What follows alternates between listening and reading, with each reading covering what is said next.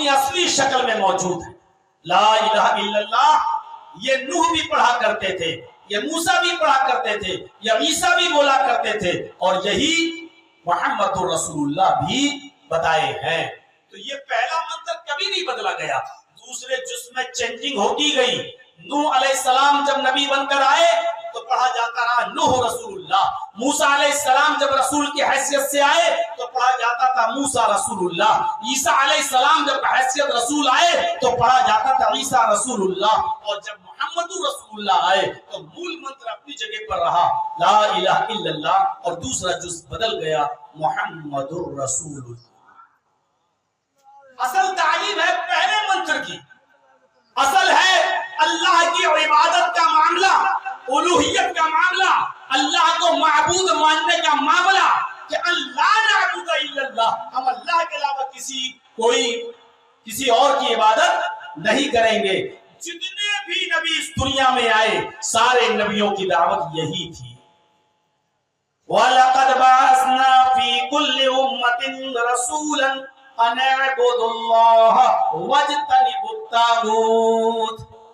دیکھیے قرآن کریم کی آیت دیکھیے، وَلَقَدْ بَعَثْنَا فِي كُلِّ أُمَّةٍ رَسُولًا، ہم نے ہر امت کے اندر، ہر سموہ کے اندر، ہر قوم کے اندر، ہر ذاتی کے اندر ایک ڈرانے والا، ایک رسول بھیجا ہے۔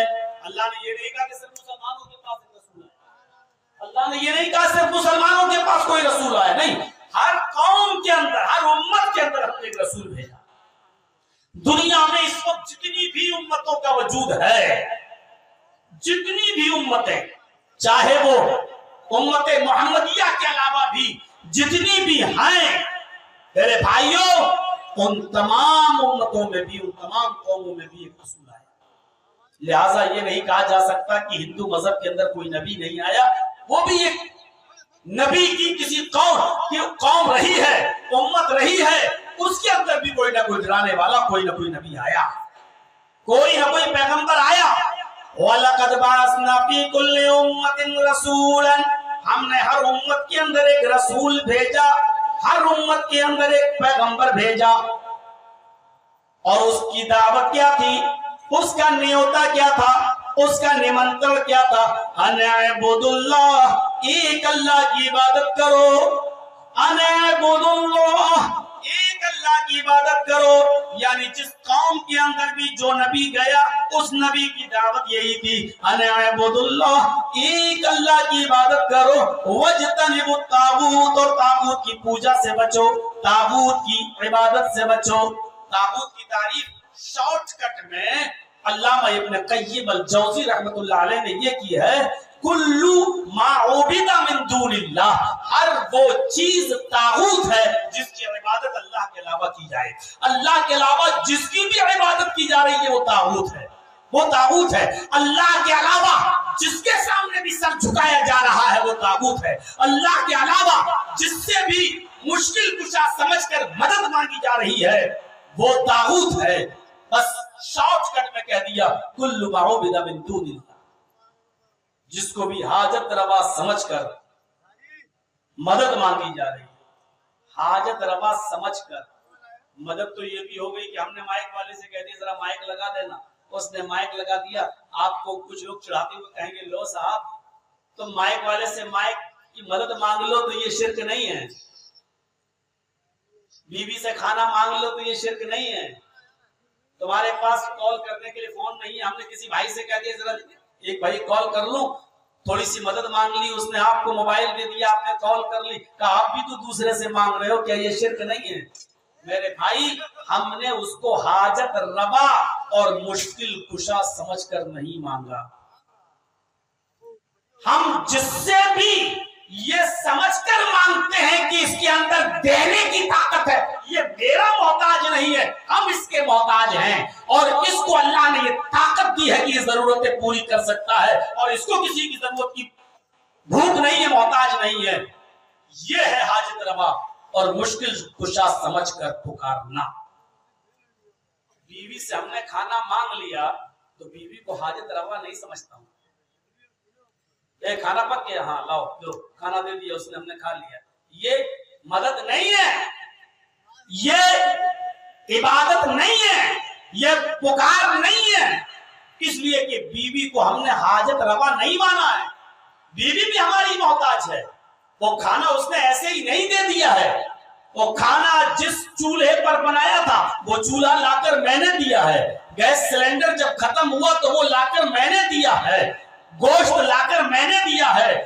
گوشت میں پڑنے والا سامان نمک مرچ مسالہ جب ختم ہوا تو بیوی نے پرچہ تھمایا، وہ لے کر میں آیا ہوں. اگر یہ چیزیں میں اس کو نہیں دیتا تو وہ کھانا نہیں بناتی. وہ میری محتاج ہے، ہم اس کے محتاج ہیں.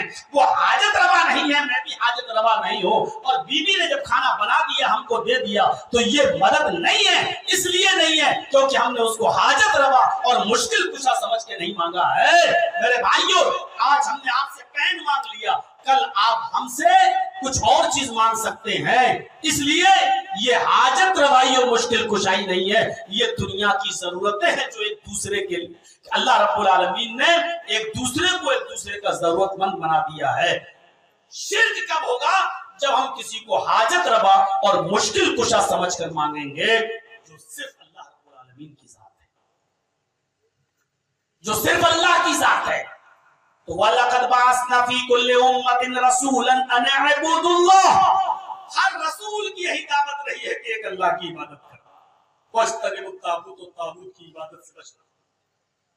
وَلِكُلِّ قَوْمٍ هَادٍ، ہم نے ہر قوم کے اندر ایک ڈرانے والا بھیجا ہے. اللہ نے قوم کہا، ہر ایک سموہ میں ہر ایک قوم کے اندر ہم نے ایک ڈرانے والا بھیجا ہے، سچیت کرنے والا بھیجا ہے. اس نے ڈرایا ہے، یعنی ہر قوم کے اندر ایک رسول آیا ہے. کوئی یہ نہیں کہہ سکتا کہ ہمارے ہاں کوئی ڈرانے والا نہیں آیا ہے.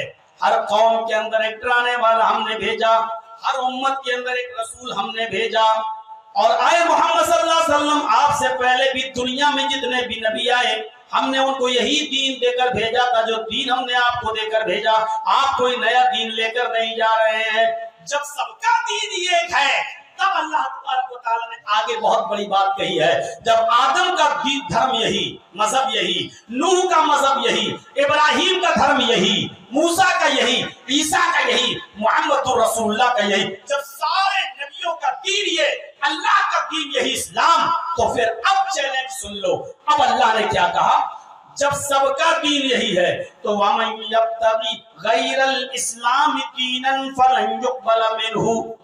جب ہماری طرف سے نازل کیا ہوا دین ایک ہی ہے اور وہ اسلام ہے تو سن لو، اسلام کو چھوڑ کر اگر کوئی دوسرا دین تلاش کرو گے، اسلام کو چھوڑ کر اگر کوئی دوسرا مذہب تلاش کرو گے، اسلام کو چھوڑ کر اگر دوسری طرف جاؤ گے، کوئی دوسرا دین تلاش کرو گے، اللہ کہتا ہے فَلَن يُقْبَلَ مِنْهُ، تو وہ ہرگز قبول نہیں کیا جائے گا.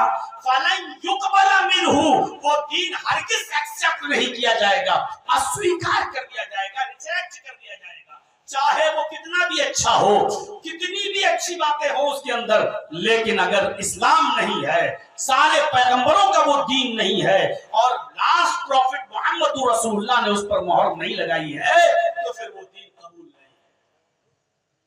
اور اسلام کو چھوڑ کر کوئی اور دین تلاش کرو گے تو قبول بھی نہیں ہوگا، اور دوسری بات اس دین پر عمل کرو گے تو وَهُوَ فِي الْآخِرَةِ مِنَ الْخَاسِرِينَ، تو آخرت کے اندر خسارہ اٹھانے والوں میں سے ہو جاؤ گے. اب سوال یہ ہے کہ جب سب کا دین ایک ہی اسلام، اب سب لوگ مان لیجئے پلیٹ فارم پہ آ بھی جائیں اور اسلام کو ایکسپٹ کر بھی لیں تو اب سوال یہ پیدا ہوتا ہے کون سا اسلام؟ اب اسلام کی بھی اتنی شکلیں بنا دی گئی ہیں کہ لوگ پہچان نہیں پا رہے ہیں کہ اصلی اسلام کیا ہے. ایک تو یہ کہ سب کا دین اسلام، تحقیق کرتے کرتے کرتے کرتے اسلام تک ہم پہنچ بھی جائیں اور اسلام تک پہنچنے کے بعد ہم اسلام کو ایکسپٹ بھی کر لیں تو اب سوال یہ پیدا ہوتا ہے کہ کون سا اسلام؟ ڈاکٹر امبیڈکر نے یہودیت دیکھی، عیسائیت پڑھی، ہندو دھرم دیکھا، سب دیکھنے کے بعد جب سب کا ریسرچ اور تحقیق کرنے کے بعد وہ اسلام کی چھاؤں میں آئے. اسلام ان کو سب سے اچھا لگا. اور کیوں لگا؟ پڑھیے آپ ڈاکٹر امبیڈکر کی کتاب. میرے بھائیوں، لکھا کہ جب میں نے منوسمرتی میں یہ پڑھا کہ ब्रह्मा ने अपने मुंह से ब्राह्मण को पैदा किया, अपने हाथों से छत्री को ठाकुर को पैदा किया, अपनी रान से वैश्य को पैदा किया और अपने पैरों से शूद्र हरिजन को पैदा किया, नीची जात को। यानी ब्रह्मा ने अपने मुंह से ब्राह्मण को, सबसे ऊंची कौम ब्राह्मण, उसके बाद हाथों से छत्री को ठाकुर को और रान से वैश्य को और पैरों से शूद्र को पैदा किया। लिहाजा शूद्र सबसे नीची जात के लोग हैं, ये नीचा काम करने के लिए पैदा हुए हैं, इनसे नीचा वाला काम लेना चाहिए।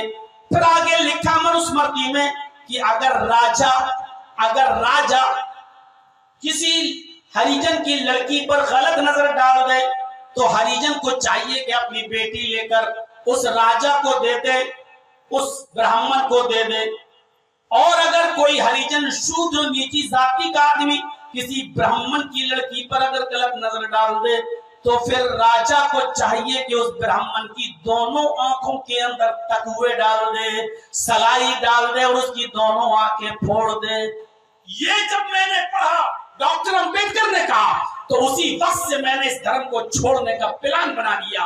फिर ये मैं देखने लगा कि किस धर्म के अंदर जाऊं, कौन से मजहब के अंदर जाऊं। मैंने यहूदियत देखी, ईसाईयत देखी, मैंने सारे धर्मों का अध्ययन किया। फिर मैंने कुरान पढ़ा और जब कुरान पढ़ा तो कुरान की इस आयत पर पहुंचा कि हाय संपूर्ण जगत की मानव जाति, हमने तुमको एक ही स्त्री और एक ही पुरुष से पैदा किया। यानी कुरान की आयत जो अरबी में यूं है, या अय्युहन्नास इन्ना खलकनाकुम मिन ज़करिन व उन्सा वजअलनाकुम शुऊबन व क़बाइल लितअरफू। हाय संपूर्ण जगत की मानव जाति, हाय सारी दुनिया के इंसानों, हमने तुमको एक मर्द और एक औरत से पैदा किया। तुम्हारा बाप एक है और तुम्हारी माँ एक है, तुम सब एक ही बाप आदम और एक ही माँ हव्वा के बेटे हो। इसको दूसरे लफ्जों में कह दो कि तुम्हारा एक ही बाप है आशू और तुम्हारी एक ही माँ है शत्रुपा। आशू आदम को कहा गया वेदों में और शत्रुपा हव्वा को कहा गया वेदों में। तुम सब एक ही आदम की और एक ही हव्वा की औलाद हो, तुम सब आपस में भाई भाई हो। तो जब हमने ये देखा और फिर मैंने मस्जिदों में जाकर मुसलमानों को नमाज पढ़ते हुए देखा, मैंने देखा कि मस्जिद के बाहर कोई आदमी थोड़ी देर पहले कटोरा लेकर भीख मांग रहा है, वो अपाहिज है, माजूर है।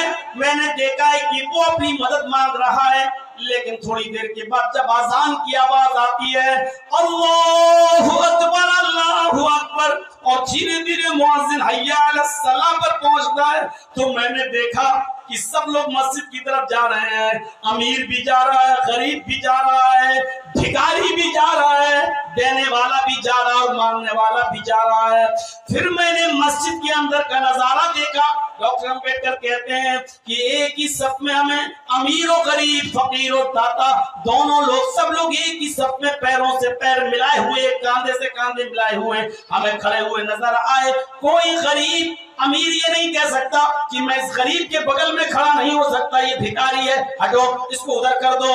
अगर पहली सफ में वो है तो कोई पहली सफ से उसको दूसरी सफ में भी नहीं करता है। मैंने देखा अगर वुज़ू बनाकर पहली सफ में चला गया तो उस गरीब को, उस फकीर को भी पहली सफ से कोई अमीर भी दूर नहीं कर सकता है, वो पहली सफ में ही नमाज पढ़ता है। मैंने ये नक्शा सिर्फ मस्जिद के अंदर देखा है। मैंने समानता और बराबरी का दर्स हमने मस्जिद के अंदर देखा है, बराबरी का दर्स हमने इस्लाम को देते हुए देखा है। इस्लाम के मानने वाले जिस समानता और बराबरी के अंदाज से चलते हैं वो मैंने और मजहब के अंदर नहीं देखा है। मैंने देखा आज अफ्रीका में और यूरोप के अंदर मैंने देखा कि किस तरीके से काले और गोरे आपस में लड़ रहे हैं और आज तक कालों को उनका वो हक नहीं मिला। आज भी गोरे कालों पर जुल्म करते हैं और हमने भारत के अंदर देखा कि किस तरीके से ऊंची जात के लोग नीची कौम और नीची जाति वालों को अपना गुलाम और अपने पैरों से रौंदते हैं। कि एक ही मंदिर में ब्राह्मण अगर चाहे तो उसके साथ हरिजन नहीं जा सकता है। एक ही मंदिर में एक ही वक्त घंटी बजाने के लिए ब्राह्मण, क्षत्रिय, वैश्य और शूद्र एक साथ इकट्ठा नहीं हो सकते हैं। मैंने ये जुल्म मैंने भारत के अंदर भी देखा है और मैंने हज के मैदान में भी देखा है कि काले और गोरे, अमीर और गरीब सब हज के मैदान में जमा है और सारे लोगों की जबान से एक ही जुमला निकल रहा है, लब्बैक लब्बैक अल्लाहुम्मा लब्बैक ला शरीक लक लब्बैक। एक ही जुमला सबके जबान से निकल रहा है, आए अल्लाह मैं हाजिर हूँ। जैसे कोई मुजरिम अपने गुनाहों का बोझ और गठरी अपने सर पर लाद कर ले गया हो और ये कह रहा हो कि अल्लाह मैंने सरेंडर कर दिया है, तेरे आगे मैंने अपने हथियार डाल दिए हैं और मैं अपने गुनाहों का बोझ लाद कर तेरे पास आ गया हूँ। अल्लाह अगर तू हमको माफ नहीं करेगा तो कौन माफ करेगा? ये डॉक्टर अंबेडकर ने कहा है। मेरे प्यारे साथियों, अल फज़लु मा शहीदत बिहिल आदा, अरबी जबान की कई मकूला है कि फजीलत उसको कहते हैं कि दुश्मन भी जिसका एतराफ करे, मुखालिफ भी जिसका एतराफ करे। इस्लाम की ये समानता और बराबरी वाली तालीम ऐसी है कि दुश्मन भी और विरोधी भी इसकी मुआफ़क़त कर रहा है और इसकी तारीफ कर रहा है।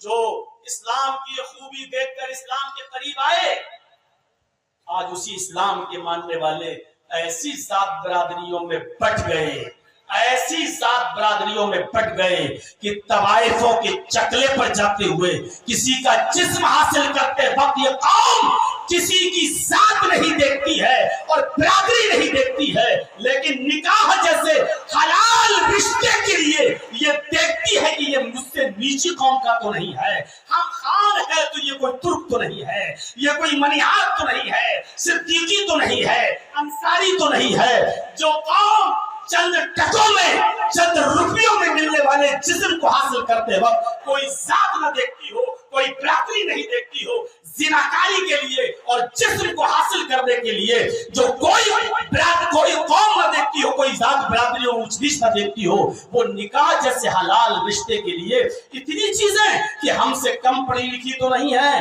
मायार क्या है, हस्ब नसब क्या है, किस बरादरी की है, उसका खानदान कैसा है, ये सारी चीजें वो कौम देखने लगी है। जिस कौम का रहबर, जिस कौम का रहनुमा, जिस कौम का लीडर ये कहा था कि जाहिलियत के तमाम चीजों को मैंने अपने पैरों से रौंद दिया है, अब जाहिलियत की कोई बू नहीं आनी चाहिए। और आखिरी खुतबे में ऐलान कर दिया था कि कुल्लुकुम मिन आदम व आदम मिन तुराब, तुम सब आदम के बेटे हो और आदम मिट्टी से पैदा किए गए थे, तुम सब मिट्टी से पैदा किए गए हो। ला फज़्ल लिअरबिय्यिन अला अजमी, किसी अरबी को अजमी पर, किसी अजमी को अरबी पर, किसी गोरे को काले पर और किसी काले को गोरे पर कोई फौकियत नहीं है। अगर फौकियत किसी को है तो इल्ला बित्तक़वा, वो तक़वे की बुनियाद पर है, वो खौफे खुदा की बुनियाद पर है, वो खुदा तरसी की बुनियाद पर है। वो कोई फौकियत, इसके अलावा कोई फौकियत नहीं मानी जा सकती है। उस रहबर और उस लीडर की कौम आज शादी के मौके पर कितनी चीजें देख रही है। और ताज्जुब तो यह है कि जब नाजायज तौर पर किसी का जिस्म हासिल करना होता है तो वहां पर ये चीजें नहीं, यानी हराम कारी के वक्त ये चीजें न देखी जाएं, बल्कि मजहब तक न देखा जाए, धर्म तक न देखा जाए मेरे भाइयों। और जब हलाल तरीके से रिश्ता उस्तवार करना हो और बनाना हो तो ये कौम सब देखती है कि क्या है इसके अंदर, हमसे नीची कौम तो नहीं, हमसे नीची बरादरी की तो नहीं है, पढ़ाई लिखाई कितनी है, हस्ब नसब कैसा है, कितने ऊंचे मायार की है, उसका बाप क्या करता है, ये सारी चीजें देखी जाती हैं। मेरे भाइयों जरा तसव्वुर करें,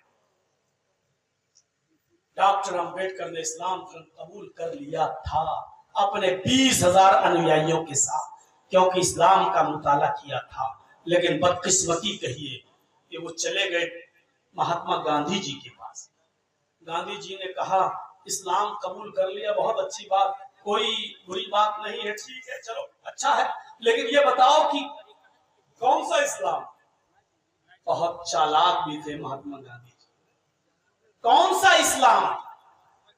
हनफी बने हो शाफी हो, मालिकी बने हो, हम्बली बने हो, बरेलवी बने हो, अहले हदीस बने हो, कादियानी बने हो, चकालवी बने हो, रिजवी बने हो, क्या हो तुम?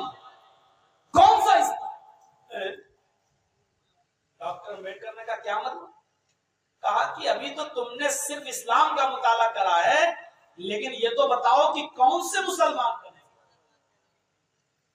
हनफी, शाफी, मालिकी, हम्बली, बरेलवी, शिया, सुन्नी, चकालवी, कादियानी, रिजवी, अहले हदीस, ये क्या हो? उसने कहा अभी तक तो सारे मजहब का मुताला करने में इतना टाइम लग गया, अब इन सब का मुताला करूं तो हमारी जिंदगी खत्म हो जाएगी, फिर भी पता नहीं चलेगा कि हम सही हैं कि गलत। उसने कहा छोड़ो भाला, इस झमेले से निकलो।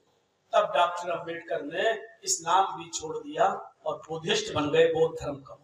कितना बड़ा नुकसान। उनको बताया जाता कि इस्लाम कुरान और हदीस का नाम है, उनको बताया जाता कि इस्लाम ये सब नहीं है, इस्लाम वो है जो तुमने पढ़ा है कुरान में, इस्लाम वो है जिसको तुमने समझा मोहम्मद रसूलुल्लाह के फरमान से, बस वो इस्लाम है। अब उनके सामने ऐसी तस्वीर पेश कर दी गई कि अब समझ में नहीं आता। कहा कि अच्छा अब क्या होगा?